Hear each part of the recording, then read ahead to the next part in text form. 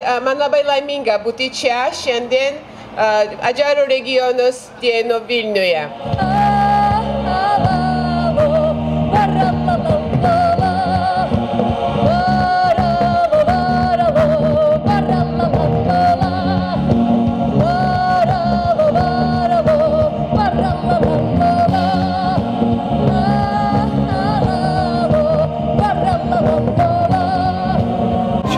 Iš Batumio.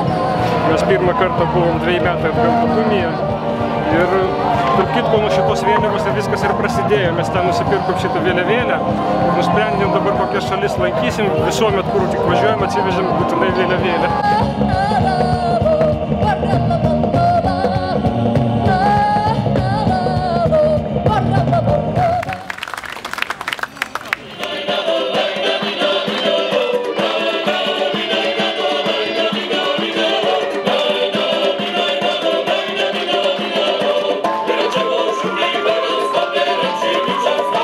Koncertas nuostabus, nieko panašaus nematėm.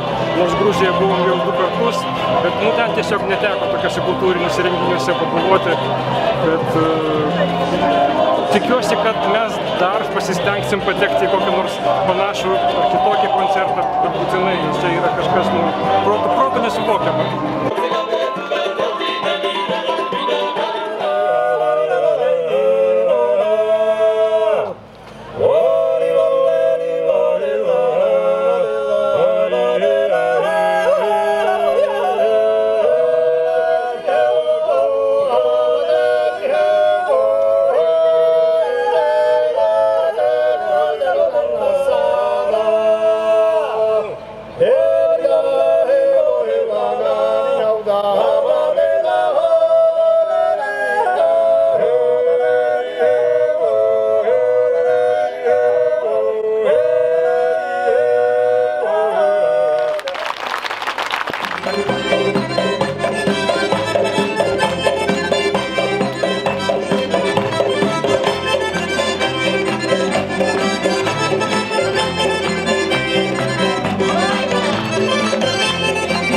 Jėga, laisvė, sportas.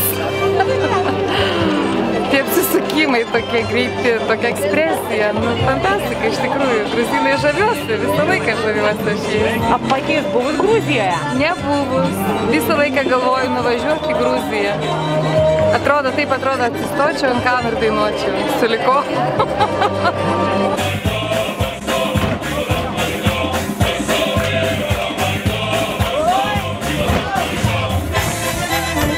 Žinokite, nuostabus, iš tikrųjų.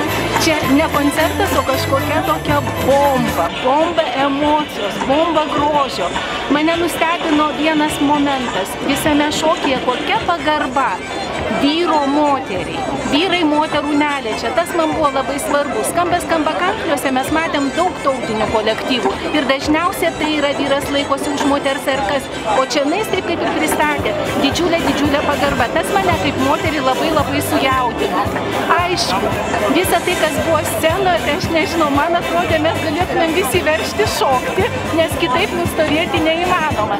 Dėkoju labai už tai, kad mes dar pasivaišinome chačiapūrais. Tas yra tokio skanaus, jau tokio kokybiško chačiapūrio neteko tikrai vaišintis niekur. Paragavome gėrimų, tas irgi buvo labai faina ir skanu ir smagu. Daug žmonių susirinko čianais, kiek aš įsivaizduoju, jog ne tik tai šios dienos, kaip skamba kanklės, taip sutapo turbūt, kad Adžarijos dienos kartu su skamba kanklėmis. Bet tai, ką aš mačiau šiandieną, man buvo labiausiai įspūdinga, emocionaliai. O svarbiausias dalykas, kurį noriu pasakyti, aš tikrai nuvažiuosiu į Batumį.